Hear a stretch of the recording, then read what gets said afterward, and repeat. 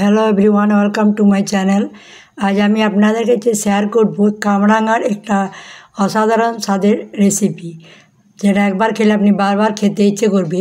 যে দেখুন, এইভাবে প্রথমে ধুয়ে নিয়ে এভাবে কেটে নিয়ে ছোট্ট ছোটো টুকরো করে তারপর একটা মিক্সি জারে এগুলো আমি নিয়ে নিচ্ছি। দেখুন, এটা কিন্তু আগে আমি ধুয়ে নিয়েছি। এটা খেতে আপনি বুঝতেই পারবেন না, কাউকে যদি বলে না দেন বুঝতেই পারবে না। তার মধ্যে এক টুকরো লঙ্কা দিলাম। আপনি যদি ঝাল বেশি খান তার পরিমাণটা বাড়িয়ে দিতে পারেন। অল্প পরিমাণ লবণ দিলাম। তারপর সামান্য জল দিয়ে পেস্ট আমি বানিয়ে নিচ্ছি। দেখুন, আমি বানিয়ে নিয়েছি। দেখুন, অপর দিকে একটি কড়াইয়ে সামান্য পরিমাণ তেল নিলাম। আপনি যে তেল খান সেই তেলে দিবেন। এই পুরো প্রসেসটা কিন্তু লো ফ্লেমেই করতে হবে, তেলটা যেন জ্বলে না যায়। আর সামান্য পরিমাণ গোটা সর্ষে দিলাম, দিয়ে এভাবে তেলটা ছড়িয়ে দিচ্ছি। যতক্ষণ পর্যন্ত না সর্ষেটা ফুটে আসছে ততক্ষণ আমি অপেক্ষা করছি। পেস্টটা যে বানিয়ে রেখেছি তা আমি দিয়ে দিলাম। দিয়ে এটা বেশ নাড়াচাড়া করতে হবে, লো ফ্লেমেই কিন্তু করতে হবে। দেখুন, ঠিক এভাবে যেভাবে নাড়াচাড়া করে নিতে হবে। নাড়তে নাড়তে যখন এটা একটু ঘন হয়ে আসবে, মানে একটু মোটা হয়ে আসবে, তখন এর মধ্যে আমি দিয়ে দিচ্ছি কাশ্মীরি লঙ্কার গুঁড়ো, মানে রঙটা আসার জন্য। আর দিচ্ছি সামান্য পরিমাণ হলুদ গুঁড়ো।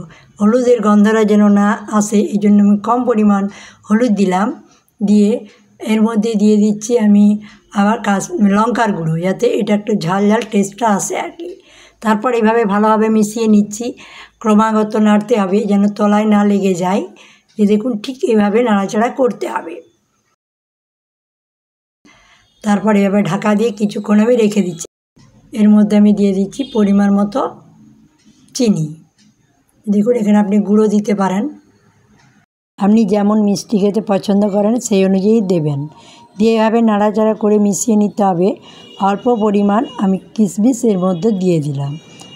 এটা আপনি পেস্ট বানিয়েও দিতে পারেন। দিয়ে এভাবে ক্রমাগত নাড়তে হবে যেন এর মধ্যে থাকা জলটা একেবারে শুকিয়ে যায়। আর এরপর আমি একে কিছুক্ষণ আবার ঢাকা দিয়ে রেখে দিলাম। এরপর এর মধ্যে দিয়ে দিচ্ছি ভাজা মশলা।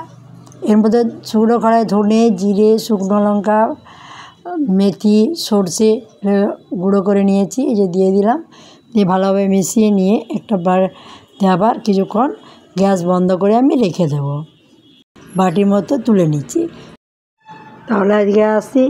সকলে ভালো থাকবেন, সুস্থ থাকবেন। Thanks for watching.